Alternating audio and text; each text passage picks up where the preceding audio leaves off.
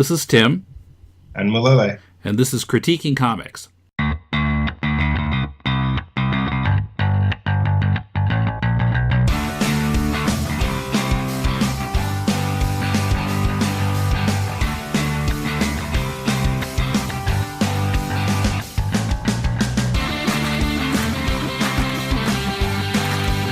Welcome to Critiquing Comics. This is Tim with Mulele in Tokyo on Skype.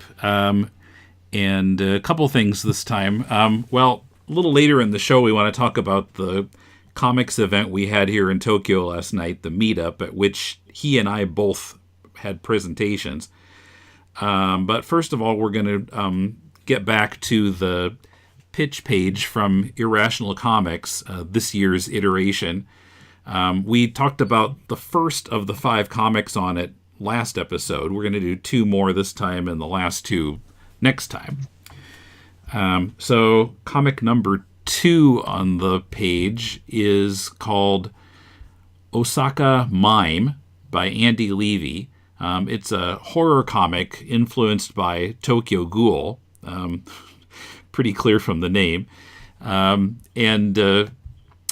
So he writes in his introduction to the 8 pages of comic that are here that he'd gotten, he used to be always scared by horror, and then he became more interested in it and wanted to produce it. And he realized that what scared him most was the unknown and an adversary you couldn't see coming.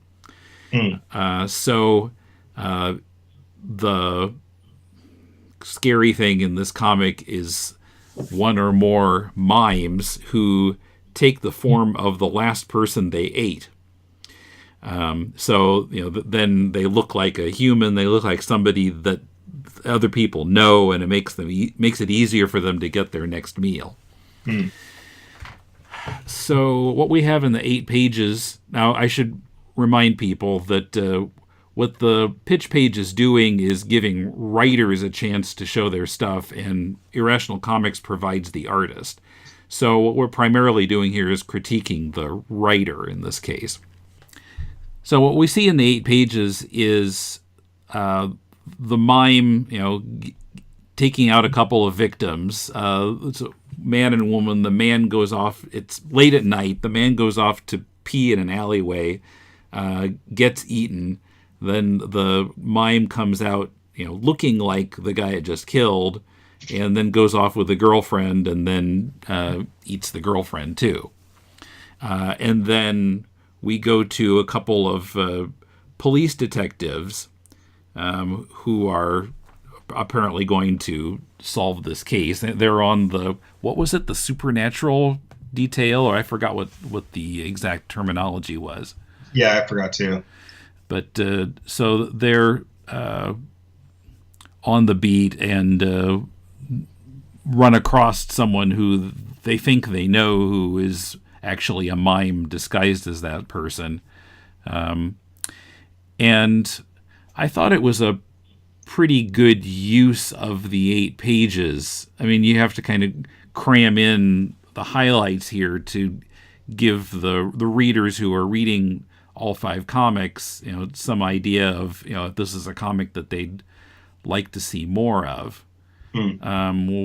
Although there was one, as someone who lives in Japan, one thing that bugged me a little bit about this was the disheveled police detective. I mean, that's an American stereotype, and it didn't really fit with kind of the image of Japanese police. I don't think he could, as a Japanese police detective, that he could get away with running around with his tie kind of, his collar undone, his tie loosened, and so forth. I mean, it didn't quite fit with the surroundings, but that was a maybe relatively minor detail. I mean, the problem is that it's for an American audience, and the American audience might not be kind of into the Japanese style police, the image of Japanese police where they're all, buttoned down.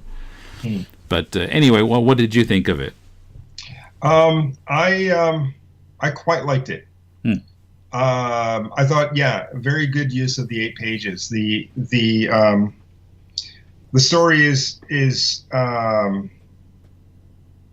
the story takes the approach of the Indiana Jones format. A little story at the beginning, which leads or connects to a larger story later. It's set up correctly. Mm-hmm. You have two characters, two types. I kind of disagree about the disheveled bit. I think it's possible he could be a hot Tokyo minute from getting fired. We don't know. But, or an Osaka minute. Well, Tokyo minutes are faster. Okay. But,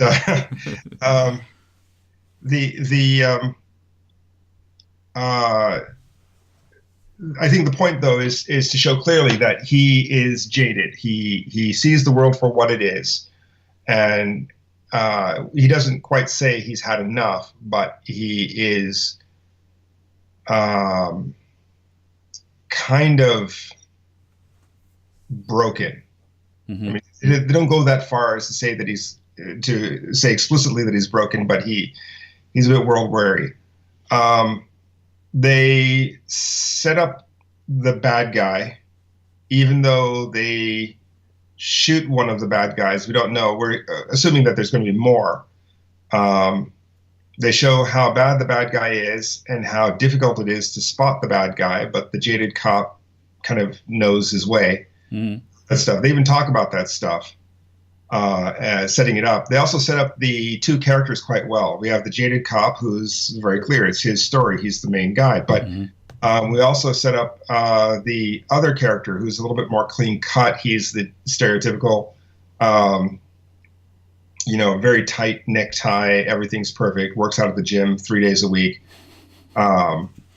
Doesn't drink coffee because it would work against his performance as a police officer. That kind of thing. But he's got this scar on the back of his hand, which hints at some other shit not going right for him, or him doing some bad thing. We don't know, and they don't really comment on it except to say that there's more to you than you're talking about. And I thought that was very nice. Just a hint at a larger bit of backstory. Mm-hmm. And the bit in the diner where they do find the bad guy, it was all well used. And at the end, gets a call, and okay, you got to come over here and see this, because this is where the real story begins, and that's the last panel. Yeah. And it's just perfectly done. I think it's perfectly executed, perfectly timed, and perfectly written. I have no complaints about it whatsoever, story-wise, and I'm actually curious to see what happens next. Mm-hmm. I think this level of execution is kind of rare in comics. That's not quite right. I would say for a first-time comic, a debut comic. Mm-hmm. Which I believe this is his first. He says, it's my first step into the world of writing. Jeez. Because it is so well-timed and so perfectly set up that he must have worked really, really hard on this, and you can see it. I'm really curious, not just for this story then, but also for the writer himself. I would like to see what he does in the future. Andy Levy. Yeah. He's quite good. Yeah, I couldn't really find anything wrong with it writing-wise.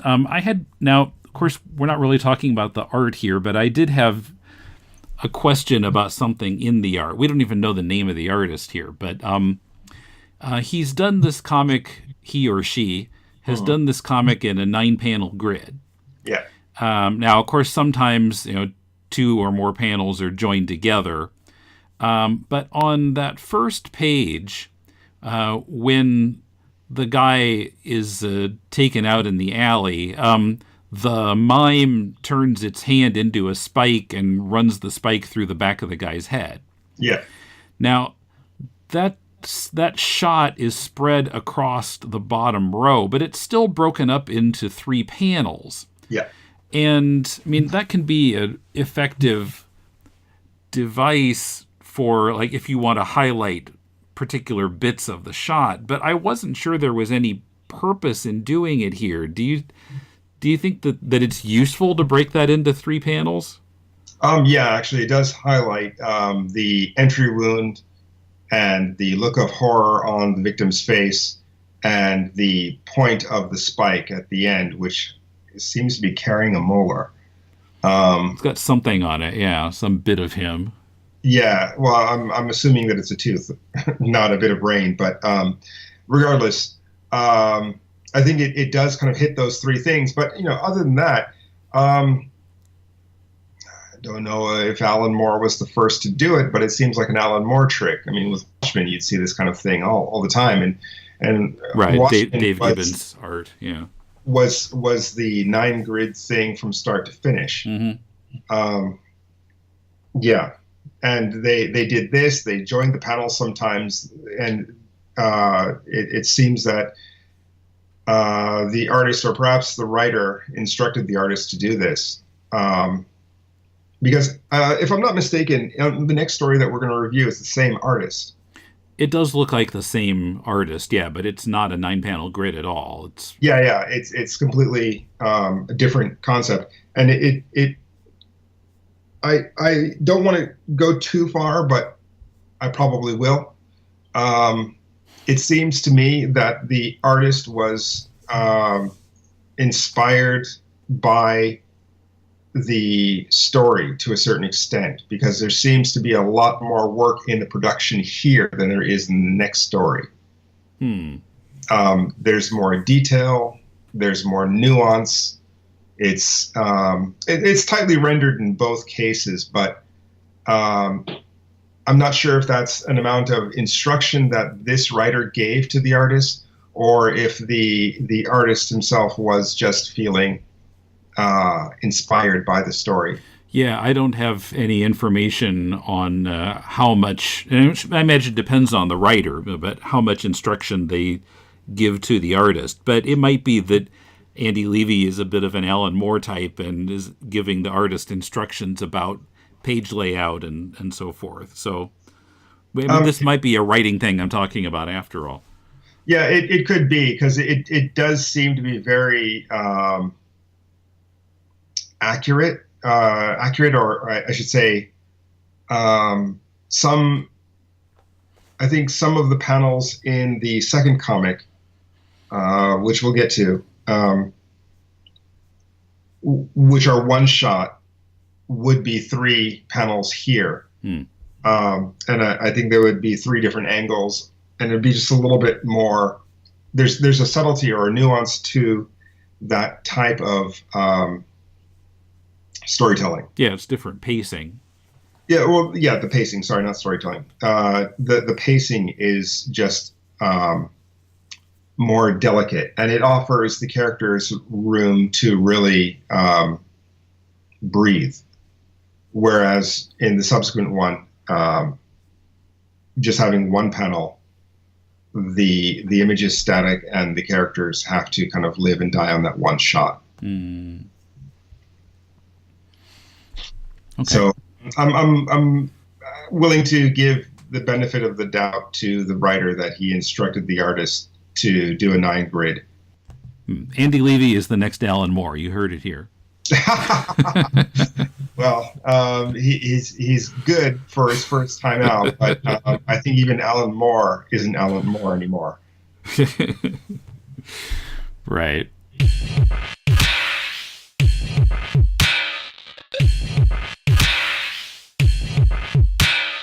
The next one, the third of the 5 on the pitch page, is Pantheon's End by Dane Matthews. And this is a story about a superhero group called the Pantheon, who are apparently based on mythological gods. And both Dane's text intro and the beginning of the actual comic tell us that the world is going to end. But we don't have any information about why it's going to end. And pretty much this whole, basically this whole 8 pages is taken up with a battle between Jupiter, apparently one of the heroes, and Bellicose, who I took to be a villain. I don't think it's 2 heroes fighting. And, I mean, they know that the world is going to end. Bellicose says, I want to see you die before I die. And then in the last panel, apparently another Pantheon member, a woman named Bellona, who is in gladiator armor, joins the fight on Jupiter's side. But I felt like he needed to use his 8 pages for more than just a battle scene. I still don't know why the world is going to end. And if the world is going to end, that sounds pretty hopeless. I'd like some more information and a smidgen of an idea of how, what kind of maybe positive ending this could have. Yeah, I mean, I thought he needed to get more of the big picture into this 8-page story. I actually agree quite a bit. There are a couple of things here. So the reporter at the beginning, that's an excellent place to.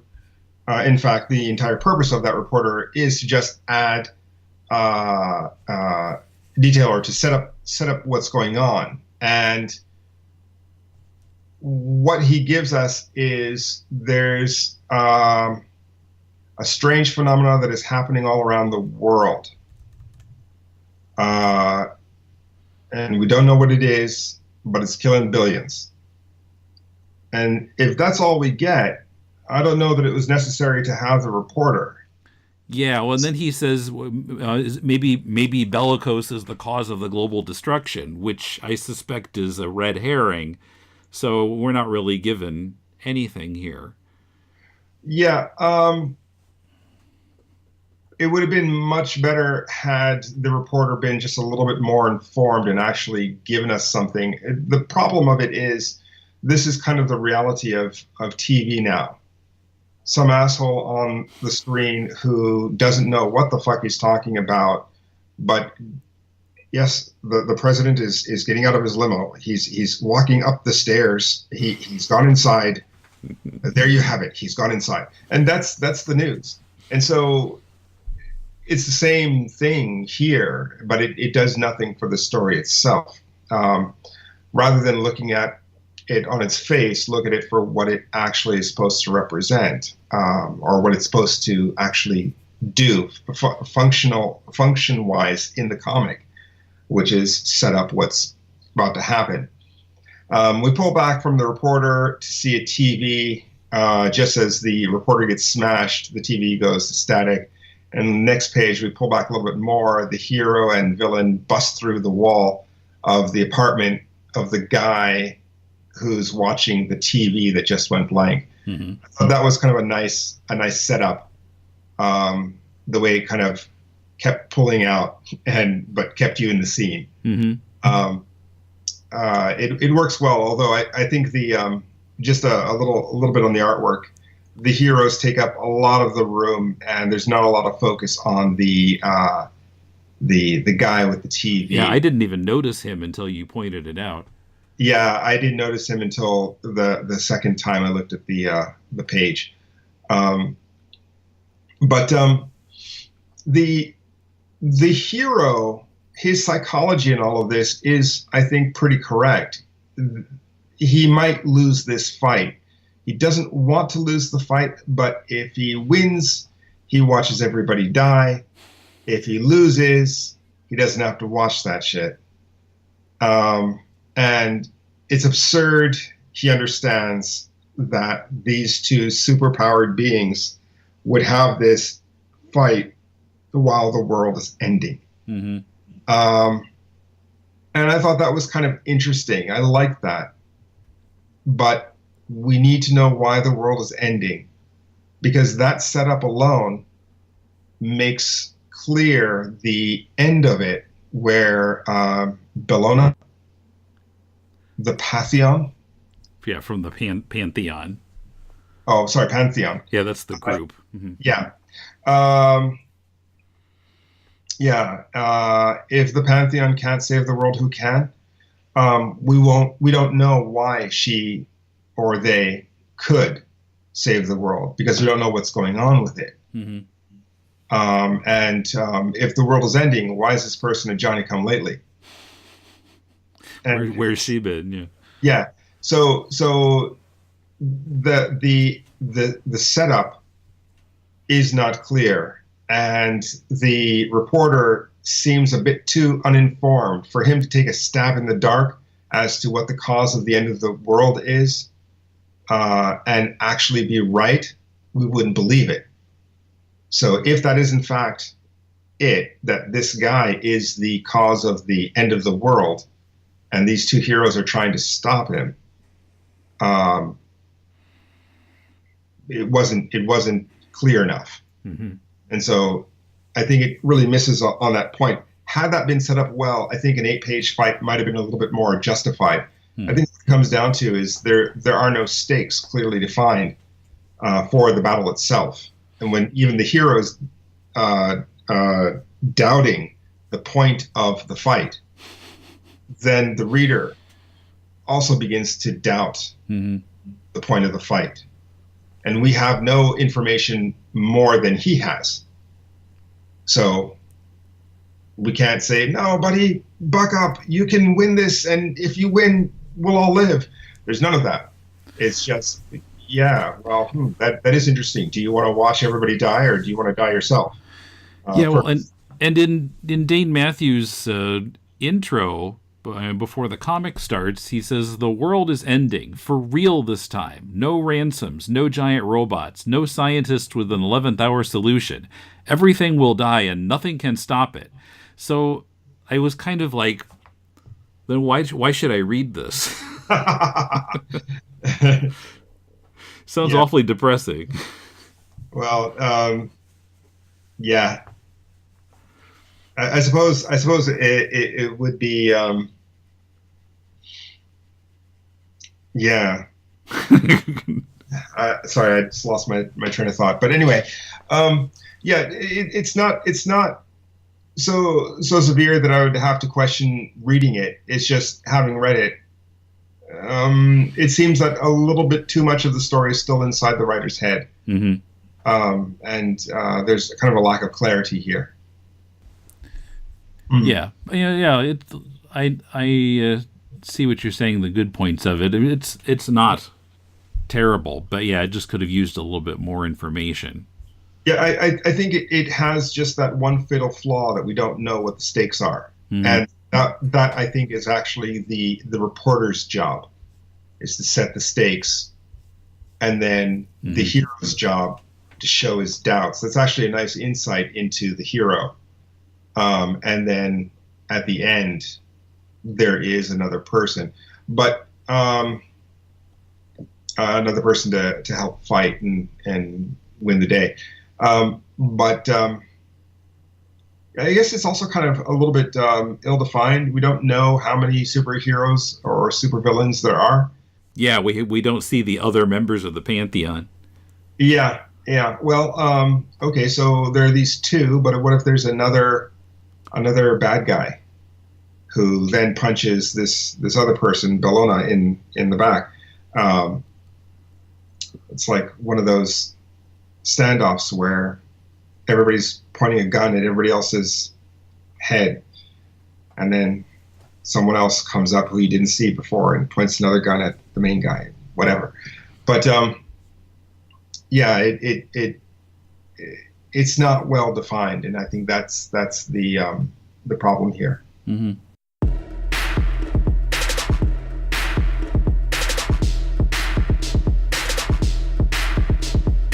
Yeah, so last night, as we're recording this, it was February 15th, here in Tokyo, we had a event organized by Julia and Felipe, who we met at the two comics shows in November. It was kind of a meetup type of thing, and with three presentations. First one was me talking about the history of deconstructing comics. Secondly was Mulele talking about Kickstarter. And then Raul Trevino from Mexico, who was also at Kaigai Manga Festa, was talking about his career and kind of the business side of it in particular. I tried to record them all. My preparation wasn't quite sufficient. I didn't think to get all the other, to clear the memory of my recorder, and it filled up right after Mulele's talk. And after the whole thing was over, I checked my camera, and apparently the battery had died, and I don't know yet exactly when it died. Also, I'm a little concerned that even if I did get Raul's talk, he talked pretty softly, so I'm not sure about the sound on it. At this point, I don't know what I've got in that sense, but later, when I edit this, I'll add in something at the end, explaining what might be available on YouTube or later on the podcast. But yeah, it was pretty well attended. What I guess they had a maximum number that they could take in that the capacity of that pretty small room. Like 20 people, I think, had signed up, and then I guess there was a waiting list. Yeah. And I didn't even know everybody there. Some of them had been at Kaigai or Cat, but quite a few people I had not met there. So what did you think of the event? It was kind of interesting to hear your history of deconstructing comics.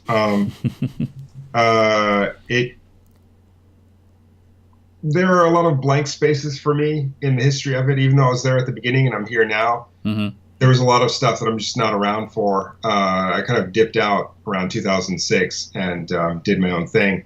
But kind of seeing how it grew after that was interesting.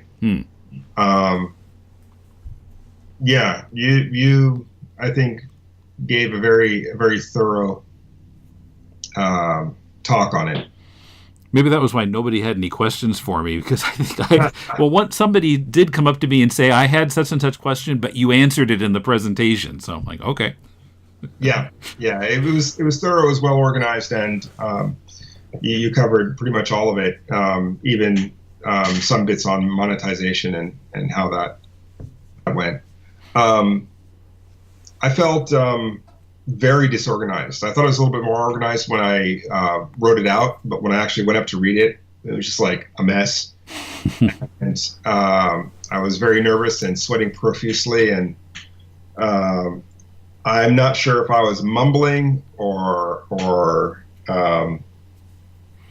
I could hear you okay. I wasn't too far away from you, but yeah, it was easy to pick up what you said. Yeah, I mean, there were a couple of moments where I was a little bit more lucid and focused, but I mean, for the most part, I was kind of like, what just happened?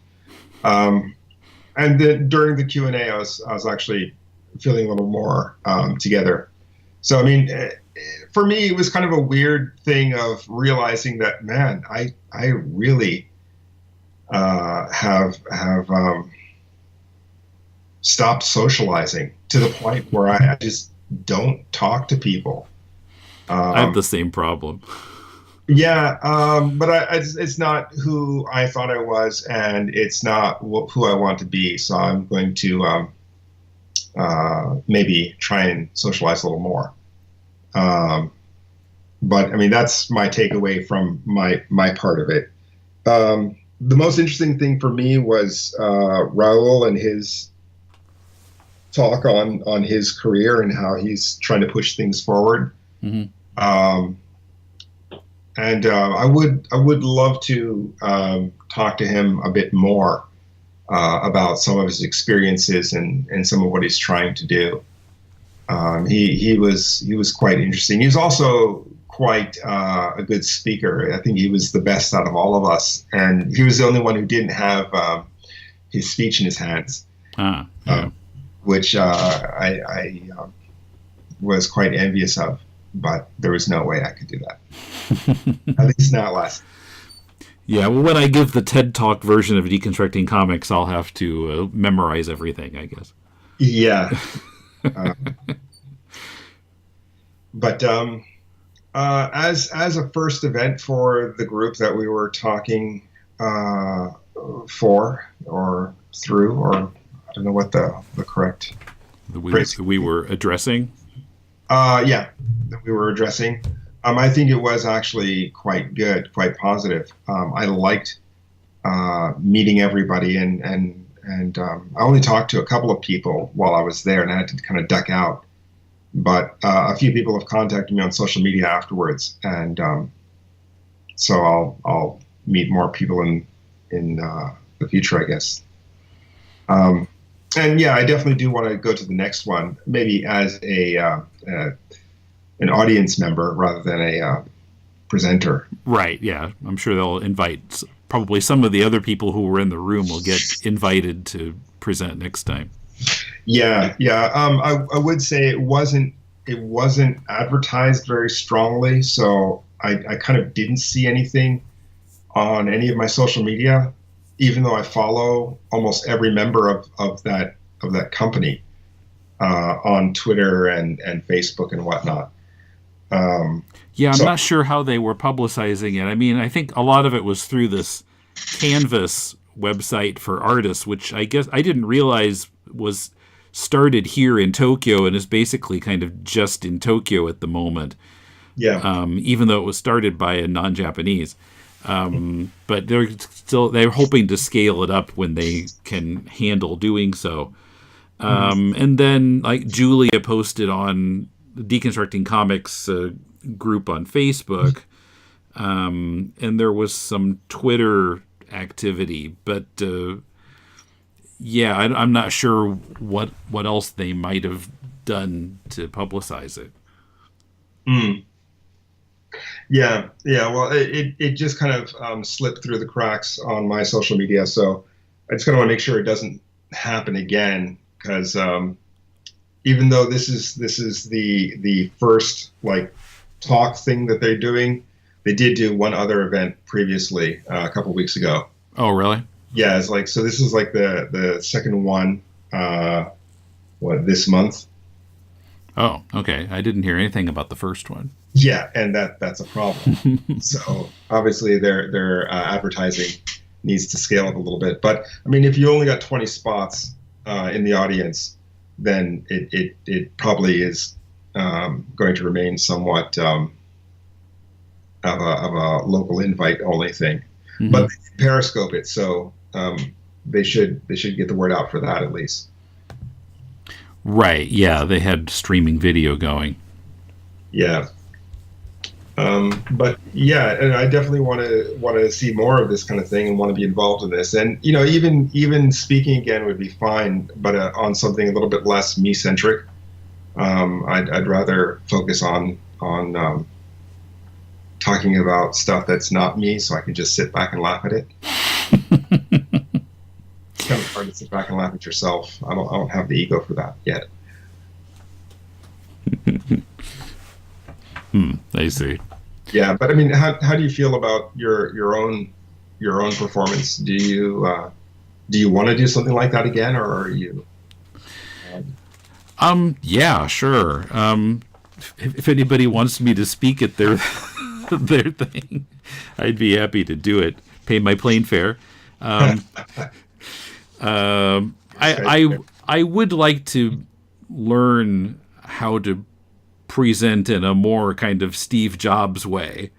You know, I felt conscious of how it really sounded like I was reading, and it was obviously I was reading because I had paper in my hands.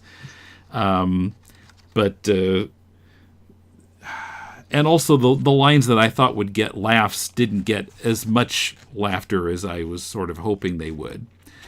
But other than that, I mean, I thought it went fine. I didn't stumble too much. My slides worked pretty well. So, and I thought I included pretty much all the highlights I could think of in the 12 years of the podcast. Well, and in fact, the events that led up to it, going back, 2.5 years before the podcast started. Yeah. Yeah. Well, I mean, that's just kind of background and history for why the podcast started, and I think that's very relevant. Oh yeah, for sure.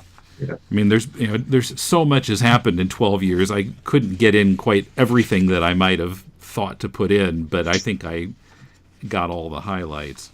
Mm. Mm. But I'm sure I got recordings of you and me, at least audio, so those will probably show up in the feed at some point. Oh, geez. Or else I'll make them Patreon extras. I'm not quite sure what I'm going to do. Patreon extras, please. And make it an expensive one, too. Only for the $100 tier. I wonder if that would work. Would anybody pledge $100 so they can hear us talk? I'd be okay if they didn't. But anyway, yeah, no, it was a wonderful event, and I would love to have stayed longer, but I had to jet early. Mm-hmm. But did you stay until 10? Or not quite. Maybe 9:40, 9:45. I left, I think. Okay. Yeah. Did you talk to any other people, or just? Well, I was talking to after you left. I continued talking with that Kevin guy who was. He said where he works, they have a print shop, and they were trying to expand that business. And he was asking you about what could appeal to comics creators. I talked to him a little bit more after that, and a couple other people, and then I split. Yeah. But yeah, it was a pretty good event. I'm interested in going again if I can. Yeah, I did mention to one of the I think it was the Hangti that Patrick Washburn wanted to, or would. I suggested to Patrick Washburn that he go do a talk there sometime when he's up in Tokyo, and he liked the idea and wants to do it when he's up. He's currently doing a lecture series at the Manga Museum in Kumamoto. Okay. Apparently newly minted manga museum. So yeah, I didn't know there was one there. Yeah. I think they're actually beginning to open them up around the country. But he's going there and doing a paid lecture spot as a series of events. And it seems that Patrick is running deep into Japanese manga history. So really, really interesting stuff. I was talking to him on the phone about it the other day, and he started spinning stuff about the connective tissue between various artists from the 1960s and 70s in Japan. Really interesting stuff, but I mean, you don't stop and he'll talk for hours. So yeah, he hasn't been on the podcast in ages. I should get him on again to talk about some of that. Yeah, well, he mentioned to me that he felt that perhaps he had a little bit too much to say for your ears. that perhaps you were wanting him to speak a little less. Well, maybe we could set up boundaries of like talk about a certain creator or a certain thing, and not just kind of wide ranging everything. But see, that's the thing. For him, he's really focused on the connectivity of or influences of those artists. So anything you ask him is going to be a 2-hour answer. About one issue of one comic. Well, I think you're just going to have to break it up into the Patrick W. series. And it could come out every Tuesday on the feed. Every day, maybe. Yeah. 25-part series on one artist, one comic. But anyway, yeah. Hopefully that'll come together as an event in Tokyo. Both parties seemed very agreeable about it. Yeah. The other thing about writing my presentation, I mean, it made me really want to get into Spider Hag again, but I'm really swamped right now, and I'm also job hunting. So it's not really a good time to get into that. Unless Spider Hag suddenly starts producing a lot of income, that would be different. But otherwise, I'm not sure what to do. I'd really like to get back into it or something on that order. I mean, I am at a point where I'm looking at possibly full-time office job again, and I'm not very enthusiastic about it. Isn't that better than a teaching gig or well, some other? Financially, yes, but I don't know. I mean, I enjoy the teaching more, and it gives me more free time. So, well, sure, but I think for my own mind space, an office gig would actually be much preferred to a teaching gig. But I think it's only because I've been ground down so hard by teaching in general. Yeah. Yeah. Of course, we talk about comics here submitted by listeners most of the time. And if you'd like us to critique your comic, send a PDF of it or a link to mail@deconstructingcomics.com. We'll read at least 30 pages of it and critique it on the show. So till next time, this is Tim. And Mulele. And thanks for listening to Critiquing Comics. The videos of Mulele and me will hit Patreon an hour before this episode goes up in the feed on Monday.